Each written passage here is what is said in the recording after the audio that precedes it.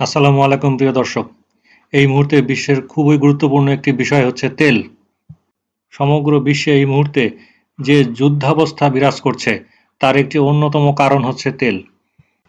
আজকের পর্বে আমরা জানব একটি তেল শোধনাগারে সাধারণত কি কি কাজ হয় বা একটি অয়েল রিফাইনারি প্ল্যান্টে সাধারণত কিভাবে কি ধরনের কাজ সম্পাদন করা হয়ে থাকে।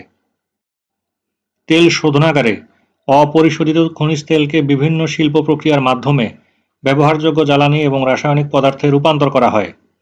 এখানে petrol, diesel, kerosene, LPG, jet fuel সহ নানা ধরনের পণ্য উৎপাদন করা হয় এবং প্রতিটি ধাপে জটিল প্রযুক্তি ব্যবহার করা হয়। ক্রুড অয়েলকে বিভিন্ন তাপমাত্রায় গরম করে আলাদা আলাদা অংশে বিভক্ত করা হয়, যাকে বলা হয় ডিস্টিলেশন প্রসেস। জ্বালানি উৎপাদন, পেট্রোল এবং ডিজেল। পরিবহন খাতে ব্যবহৃত সবচেয়ে গুরুত্বপূর্ণ জ্বালানি হচ্ছে পেট্রোল এবং ডিজেল, যা এখানে উৎপন্ন করা হয়। এখানে আরও উৎপন্ন করা হয় কেরোসিন।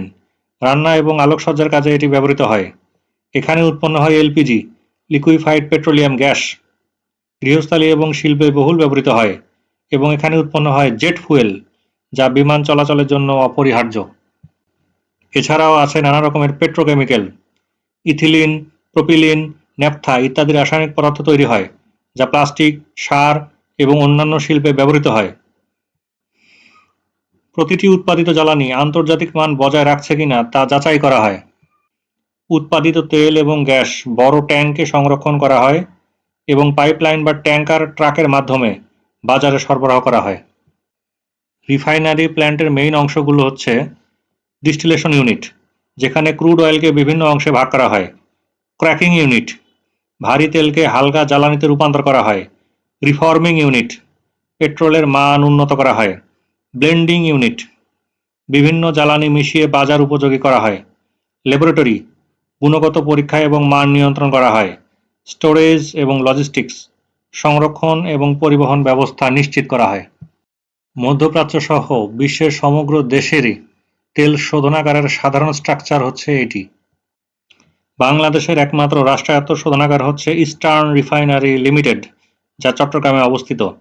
এটি 1968 সালে স্থাপিত হয় এবং দেশের মোট চাহিদার প্রায় 20% জ্বালানি সরবরাহ করতে সক্ষম। বাকিটা আমদানি করা হয়। ফলে নতুন শোধনাগার স্থাপনের প্রয়োজনীয়তা দীর্ঘদিন ধরে আলোচিত হচ্ছে। ইয়া হাবিবিদের দেশের মতো এত সূক্ষ্ম এবং জটিল মেকানিজম হয়তোবা আমাদের দেশে নেই, তবে যতটুকু ইনফ্রাস্ট্রাকচার এবং ফ্যাসিলিটি আছে সেটি যদি ভবিষ্যতে এক্সটেন্ড করা হয় তাহলে হয়তোবা এই খাতে আমরা আরেকটু এগিয়ে যাব।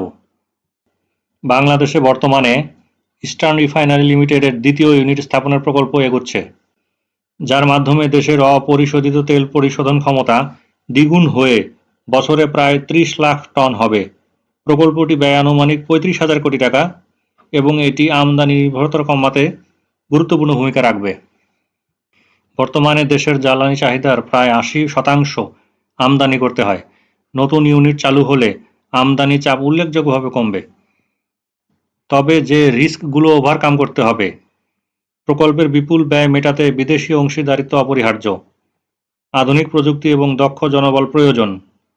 শোধনাগার সম্প্রসারণে দূষণ এবং কার্বন নিঃসরণ বাড়তে পারে, তাই পরিবেশ বান্ধব প্রযুক্তি জরুরি। তবে ইতোমধ্যে সংযুক্ত আরব আমিরাত এবং সৌদি আরব বিনিয়োগে আগ্রহ প্রকাশ করেছে এবং প্রযুক্তিগত সহায়তা এবং অর্থায়নে সম্ভাব্য অংশীদার হিসেবে জাপানও আগ্রহ প্রকাশ করেছে। বাংলাদেশের পাইপলাইনে যে সমস্ত গুরুত্বপূর্ণ প্রকল্প রয়েছে তার মধ্যে এটি একটি বিশেষায়িত এবং অত্যন্ত গুরুত্বপূর্ণ প্রকল্প হিসেবে বিবেচনা করা হচ্ছে। দেশের ইনফ্রাস্ট্রাকচার ডেভেলপমেন্টে দক্ষ প্রকৌশলীর চাহিদা দিন দিন বেড়েই চলছে। প্রকৌশল বিশ্ববিদ্যালয়ে ভর্তিচ্ছুদের জন্য একটি বার্তা। তোমরা যারা দেশের প্রকৌশল বিশ্ববিদ্যালয়গুলোতে ভর্তি হতে চাও, তারা বিশ্ববিদ্যালয়ে ভর্তির বেস্ট মেন্টরশিপ, গাইডেন্স এবং বেস্ট হাউস টিউটর পেতে ডেসক্রিপশন বক্সে দেখানো নাম্বারে যোগাযোগ করো। প্রকৌশলী আহসান।